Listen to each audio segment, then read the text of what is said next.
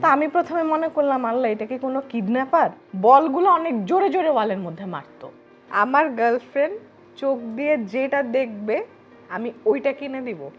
কে কার প্রেমে আগে পড়েছিল বা কে কাকে পড়িয়েছিল প্রেমে? আচ্ছা, তো আমাদের পরিচয়টা হয় 2011 সালে।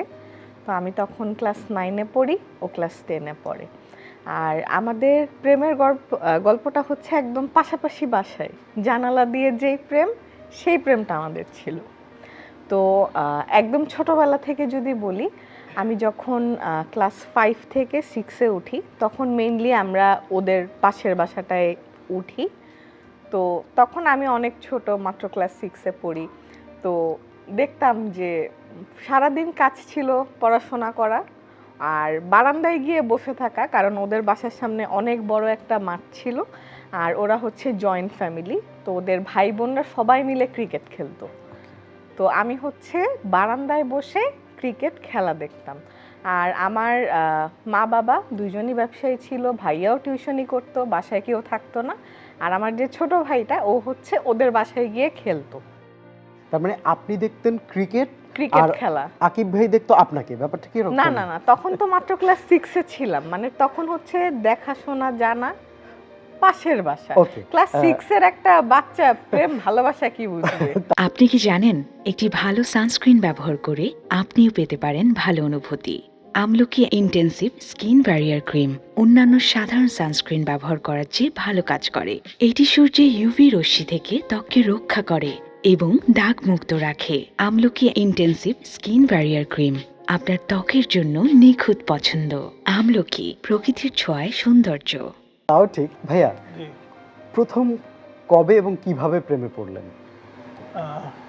এটা আসলে আমার মনে নাই, দেখছি ভালো লাগছে তো ওইভাবেই আর ও approach করা। এমন একটা লোক ছিল যে আছে না, বাসার সবার মধ্যে ও বড় বড়, সবচেয়ে লম্বা। তো আমার কাছে ভাইয়ার মতোই ছিল। কখনো আমি যে একটা লোক বসে ক্রিকেট খেলা দেখছি, কখনো আমার দিকে তাকাতো না। Okay. বাট ও মনে মনে পছন্দ করে রেখেছিল, এটা আমি অনেক বছর পর জানতে পারি। প্রাইমারি স্কুল যেটা ছিল আমরা একই স্কুলে পড়েছি, কিন্তু তখন আমি ওকে চিনতাম না। আমি ক্লাস 1-এ ছিলাম, ও ক্লাস 3-তে ছিল। প্রথম প্রেমের উপহার কি ছিল মনে আছে? হ্যাঁ, একটা চকলেট দিয়েছিলাম। চকলেট দিয়ে পটিয়ে ফেললেন? এক চকলেট? আচ্ছা, আমি মানে কাহিনীটা ডিটেইলসে বলি। তো আমি হচ্ছে ক্লাস 8 থেকে 9-এ যখন উঠি, তো তখন হচ্ছে মানে আছে না যে তখন আমি হচ্ছে ক্লাস 6-7-এ একটা স্কুলে ছিলাম, এইটা হচ্ছে আমাকে একটা কম্বাইন্ড স্কুলে দিয়ে দেওয়া হয়। তো তখন আমি আসলে দেখলাম যে ছেলে মেয়ে আরে প্রেম করা শুরু, ঘুরতেছে ফিরতেছে, একজন আরেকজনকে চকলেট দিচ্ছে। তা আমি ওর মধ্যেই ছিলাম না। আর আমার যে কাজিনরা ছিল, তো ওদেরও ধরেন সবার বয়ফ্রেন্ড আছে। তা আমার কথা হচ্ছে ঠিক আছে, ক্লাস 8-9-এ পড়ি, তখন তো নিজেকে অনেক বেশি বড় মনে করতাম, বাট এখন মনে হয় এত পাকনা আমি কিভাবে ছিলাম। 8-9-এ, তো 9-এ যখন আমি উঠলাম, তো 9-এ মে মাসের ধরেন আর 10 তারিখের দিকে আমি হচ্ছে কোচিং থেকে বাসায় আসি। তো বাসায় আসার পর দেখি যে বাসার টিএনটি ফোনটা বাজতেছে। তো আমি ফোনটা ধরলাম, খুব সুন্দর ভয়েসের একটা ছেলে। তো আমাকে বলতেছে যে আমি মাত্র বাইরে থেকে আসছি, মানে আমার সব হিস্ট্রি জানে, আমার বাবা মার নাম, আমি কোন বাসায় থাকি, কোন স্কুলে পড়ি, স্কুল থেকে কখন বাসায় আসি, সব কিছু জানে। তো ফোনে বলতেছে যে আপনাকে একটা ছেলে খুব পছন্দ করে, আপনি কি রিলেশনে যাবেন? তা আমি প্রথমে মনে করলাম আল্লাহ এটা কি কোনো কিডন্যাপার, কে আসলে যে আমার সব হিস্ট্রি জানে, আবার ছেলের নামও জানি না, কিন্তু ফোনে আগে স্বীকার করতে হবে যে যেই ছেলেটা আমাকে পছন্দ করে আমি তার সাথে রিলেশনে যাব। আর আরেকটা জিনিস বললাম, ক্লাস 9-এ মাত্র উঠছি, আশেপাশে সব কাজিনের বয়ফ্রেন্ড আছে, স্কুলে সবার বয়ফ্রেন্ড আছে, আমার নাই, এখন আমার একটা বয়ফ্রেন্ড দরকার। তা আবার ভয়ও পাচ্ছি যে কে না কে কাকে হ্যাঁ বলে দিব, ছেলেটাকে দেখিও নাই, নামও জানি না, কিছুই জানি না। তো যাই হোক, আমি বলছিলাম যে দেখেন, যার তার সাথে তো প্রেম করা যায় না বা এইভাবে রিলেশনে যাওয়া যায় না। তো এরকম বলে আমি ফোন টোন রেখে ফোনের টিএনটি ফোনের যে লাইন খুলে ভয়ে রেখে দিছি। আমরা একটু খুনসুটিটাই শুনতে চাই প্রেমের, যে কিভাবে আসলে এটা খুঁজে খুঁজে বের করা বা তার খোঁজ খবর আসলে রাখা। জানতাম, কারণ হচ্ছে ওর ছোট ভাই আমাদের এখানে খেলতে আসতো, ওকে, তো ওখান থেকে অনেক কিছুই আমরা জানছি। ইনফরমেশন সব ওখান থেকে। ছোট ভাইকে বশ করার জন্য দেখতাম যারা বোনের প্রেমে পড়ে তার ছোট ভাইকে বশ করার জন্য হচ্ছে অনেক কিছু ঘুষ দেয়, খাওয়ায়, এরকম কোনো গল্প আছে কিনা? এখন আমার মনে পড়ছে না, কারণ এটা আসলে অনেক দিন আগের কথা, কিন্তু আপনি হ্যাঁ। কি নতুন কোনো প্রেমে পড়েছেন এই যে প্রেমের পর গল্প ভুলে যাচ্ছে? আপু কিছু বলেন কিনা? না, আমি কি ওকে কিছু খাওয়াই না, ও আসলে আমরা ওই সময় তো যে বয়সটা ছিল ওই হ্যাঁ। বয়সে মানে আমি ছিলাম বাসার সবচেয়ে বড়, তো আমি Okay. সবাইকে একটু ডমিনেট করে আমার ছোট ভাইদের দিয়ে আর ও এরকম একটা পার্সোনালিটি ছিল, মানে কখনো আমি যে বারান্দায় বসে পুরোটা বিকাল ক্রিকেট খেলা দেখতাম, তাকাইতো না। ওকে, তো তার ফোন মানে একটু যেটা মাফিয়া আসছে, টাইপের প্রেম, যে তাকাবো না কিন্তু আমি ভালোবাসি, আমার কখনো এরকম- বুঝিও নাই তাকাইছে, খালি দেখতাম যে মাঝে মাঝে আমি বারান্দায় গেলেই বলগুলো অনেক জোরে জোরে ওয়ালের মধ্যে মারতো, খেলার পুরা ইয়েই চেঞ্জ হয়ে যাইতো। আকিব ভাই, এই আসলে মারটা না বারান্দার মধ্যে মানে বল ওইটা মারতো। হচ্ছে গার্লফ্রেন্ডকে দেখলে পরে একটা জোশ ফিল হয়, মানে ক্রিকেটার হোক আদার এনি প্রফেশন, প্রেমটা আসলে যেরকম খুব চমৎকার যায় বা পারিবারিক ভাবে, আচ্ছা আমি কিন্তু বলি, বিয়ের সময় আসলে কোনো সাফার করতে হয়েছিল কিনা দুইজনা?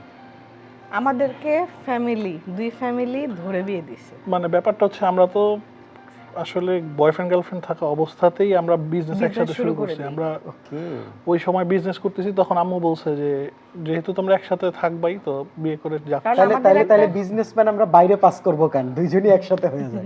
মানে আমাদের একটা শোরুম ছিল, তো আমাদের দুইজন না চাইলেও একসাথে প্রতিদিন দেখা হতো, বিজনেসের সবকিছু করছি, তো দুই ফ্যামিলি থেকেই আমাদেরকে বিয়েটা দিয়ে দিয়েছে। আচ্ছা, তো এর আগে যদি আমরা যাই, মে 17 তারিখে ওই আমাকে কিডন্যাপার আবার ফোন দেয়।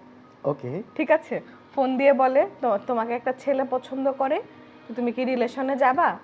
মানে আমি বিরক্ত হয়ে বলে দিচ্ছি ঠিক আছে যাব। আমি গেলে সেই বারান্দায় আসো। ছেলেটার নামও জানি না, কিছুই জানি না, মানে কি গেলে বারান্দায় আসো। আরো ভয় পেয়ে গেলাম যে বারান্দায় গেলে গুলি টুলি করবে নাকি। এরপর বারান্দায় গিয়ে সোজা তাকাই, এই পাশে আর তাকাই না, কারণ এই পাশে কেন তাকাবো, কেউ তো আমার দিকে তাকায় না বা কিছুই করে না। আর ওদের বাসার সাথে আমার যেই সমস্যাটা ছিল, আমি ময়লা ফেলতাম, বড় একটা মাঠ ছিল, আমি ময়লা ফেলতাম, আর ওরা সব ভাই বোনরা মিলে ওদের 3 তলার ছাদে উঠে আমাদের বারান্দার মধ্যে ময়লা মারতো। তো কাইন্ড অফ গন্ডগোল ছিল। তো আমার বামে তাকানোর কোনো সুযোগই নাই, তো আমি আবার বারান্দা থেকে দৌড়াই ফোনের কাছে আসছি, তো এসে আমি বলছি কই কেউ তো নাই। তারপর বলে কি আবার এসে বামে ছাদে তাকাও, আবার গেলাম, যাওয়ার পর দেখি কি ওই যে ছেলেটা কখনো আমার দিকে তাকাইতোও না, ছাদের মধ্যে দাঁড়ায় আছে। ঠিক আছে, আর একটা শর্ত ছিল যে আমি রিলেশনে, মানে ওকে দেখানোর আগে আমি রিলেশনে যাই আর না যাই, বাসায় যাতে কোনো বিচার না আসে, রিলেশনে না গেলেও কোনো সমস্যা নেই, কিন্তু আমি কাউকে ব্যাপারটা জানাতে পারবো না, কারণ দেখা যায় যে আশেপাশের বাসায় একটা সিন ক্রিয়েট হয়ে যাবে। তো আমি বলছি আচ্ছা ঠিক আছে, আমার দেখতে হবে ওই লোকটাকে। তারপর যখন গিয়ে দেখলাম যে ছাদে এই কাহিনী, এই ছেলে, এ তো আমার থেকে অনেক বড়, এটা তো কখনো হবে না। তারপর করলাম কি, দৌড় দিয়ে বারান্দার দরজাটা লাগাই ফোনটা মারলাম, মেরে আবার খুলে ফেললাম যে আয় হাই এটা কি করলাম। তারপর কিছুক্ষণ বসেছিলাম, আবার ফোনটা লাগাইলাম, লাগানোর পর ওই দিক দিয়ে তো ধরেন অবস্থা খারাপ, যে এখন হয়তো বাসায় বিচার আসবে, ফোন এইভাবে মেরে দিছে। তো তারপর আবার ফোনের লাইন লাগানোর সাথে সাথে টিএনটি বাজতেছে, তো বাজার পর বললো যে ফোন রেখে দিলা কেন এভাবে, মানে ওর ফ্রেন্ড কিন্তু তখন কথা বলতেছে, ওর সাথে তখনও কথা হয় নাই। আমি বলছি কি এমনি রেখে দিছি। তারপর বলতেছে কি যে তুমি যার সাথে রিলেশনে গেছো তার সাথে কথা বলবা না, আমি তো কমিটমেন্ট দিয়ে ফেলছি যে আমি রিলেশনে যাব। তারপর বললাম আচ্ছা ঠিক আছে দেন। তারপর বললাম আসসালামু আলাইকুম ভাইয়া, ঠিক আছে। তারপর আমি জিজ্ঞাসা করতেছি আপনার নাম কি, তো তখন ওর নাম বললো। তারপর বললাম আচ্ছা ঠিক আছে, আমার নাম্বার চাইছে, যে আমার যে পার্সোনাল ফোন নাম্বারটা এটা দেওয়া যাবে নাকি, তো এই নাম্বারটা নিল, যে ঠিক আছে টিএনটিতে আর ফোন দেওয়া হবে না। তো আমি ঝামেলাটা ওখানেই শেষ করলাম যে ঠিক আছে ফোনে চলে এসেছে, টিএনটিতে আর ফোন দিবে না। আর ওর সাথে আমি তখনও যে রিলেশনে যাব আমি শিওর না। ওকে, প্রথমে ছিল টিএনটিতে, টিএনটি থেকে ফোনে, ফোন থেকে মনে আসলো কবে আসলে? আচ্ছা, তারপর ফোনের নাম্বার যখন দিছি তখন থেকে আমি ফোনের ব্যাটারি তো খুলে রাখছি, সিম তো খুলছি, সাথে ফোনের ব্যাটারিও খুলে রাখতাম ভয়ে। যে না এটা হবে না। তারপর আস্তে ধীরে আমি আবার ফোনে সিম টিম লাগাই, আচ্ছা ঠিক আছে দেখি কথা বলে, বন্ধুর মতো। ফার্স্টে আমি ওকে অ্যাকসেপ্ট করছি অ্যাজ আ ফ্রেন্ড। তো দেখা যাইতো যে আমি স্কুলে যাইতাম, আমাদের কম্বাইন্ড স্কুল ছিল, তো আমাদের মধ্যে সারাদিন ফোনে কথা হতো যে স্কুলে কি করেছি, কি কি হয়েছে। কারণ আমার বাসায় কেউ নাই, আম্মু আব্বু ছিল না, ভাইয়া বাইরে কাজ করতো, ছোট ভাই তো ছিল, ওর সাথে কথা বলার ওরকম কোনো সুযোগ নাই, মারামারি বেশি করতাম। তো ওর সাথে ও ছিল আমার খুব ভালো একটা ফ্রেন্ড, যার সাথে আমি সবকিছু শেয়ার করতে এখন পারতাম। যেহেতু জীবন সঙ্গী হয়েছে, এখন মারামারিতে চ্যাম্পিয়নকে? হাসো কেন? তুমি বলো, আমি কি তোমাকে মারি? না, কেউ আমরা মারামারি বিশ্বাস করি করবে না। আমরা মারামারি করি না, আমাদের মধ্যে একটা ডিল আছে, আমাদের মধ্যে ঝগড়া যাই হবে ঘরের মধ্যে আমাদের ঝগড়ার একটা সিস্টেম আছে, দুইজনেরই রাগ বেশি। ও যখন রেগে যায় আমি চুপ থাকি, আমি যখন রেগে যাই ও চুপ থাকে। তো ব্যাপারটা যেটা হয়, জিনিসটা বাড়ে না, আর যেদিন বাড়ে ওই দিন এই খবর এআই আছে। সিস্টেমটা মেনটেন করেন কিভাবে আসলে? টেম্পারটা কিভাবে মেনটেন করেন? ও কিভাবে ও ঠান্ডা করে ফেলে। ওকে, আমি জানি কিভাবে ঠান্ডা করতে হয়। এই কারণে আপনি সফল পুরুষ, মানে প্রেমিক পুরুষ। আকিব ভাই, আকিব ভাই, জি। একটা প্রশ্ন, সেটা হচ্ছে যে আপনাদের কি করার বাকি আছে? মানে ব্যবসা তো প্রচুর করতেছেন এবং হচ্ছে খুব সুনামের সাথে করতেছেন। কাপড়ের বিজনেস আলহামদুলিল্লাহ। ছিল, সেখান থেকে হচ্ছে প্রোডাক্ট নিজেরা তৈরি করছেন ব্র্যান্ডের পাশাপাশি, কিন্তু দেখলাম যে ঘুরে বেড়ানোর জন্য এখন একটা ট্রাভেল এজেন্সিও খুলতে হবে, এটাও সেটাও বেশ বলে কিছুদিন ফেলেন। ধরে, এটাও 3 বছর অলমোস্ট। আচ্ছা, আমাদের ফার্স্ট বিজনেস এসএ কর্পোরেশন ছিল। এসএ কর্পোরেশন থেকে কোভিডের মধ্যে আছে না যে শখ করে গরু কিনতে যাওয়া, হুম। ওই গরু কিনতে কিনতে একটা গরুর খামার হয়ে গিয়েছে, এসএসসি অ্যাগ্রো। মানে ব্যাপারটা ছিল এরকম যে প্রথমে আমরা তো কসমেটিক্সের বিজনেস করতাম, তো তারপর হচ্ছে কোভিডের সময় আমরা খুব সবাই তো জানেন যে কীরকম একটা সময় সবার গেছে। তো ওই টাইমে আমরা যখন একটু শিথিল হইলো, তখনও তো মানে সব কিছু খুলে নাই।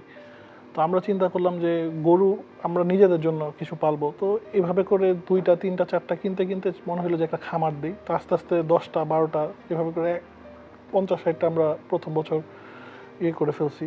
এরপর মানে আমাদের এগুলো কোনোটা প্ল্যান ছিল না, পরের বিজনেসগুলো সব হচ্ছে আনপ্ল্যান। মানে আমরা করতেছি, শখ থেকে যা করতেছি ওইটাতে আমরা একটু এফোর্ট দিছি। আর কোভিডের পর হচ্ছে সবাই অ্যাগ্রোতে এসে গরুটা কিনতেই পছন্দ করত।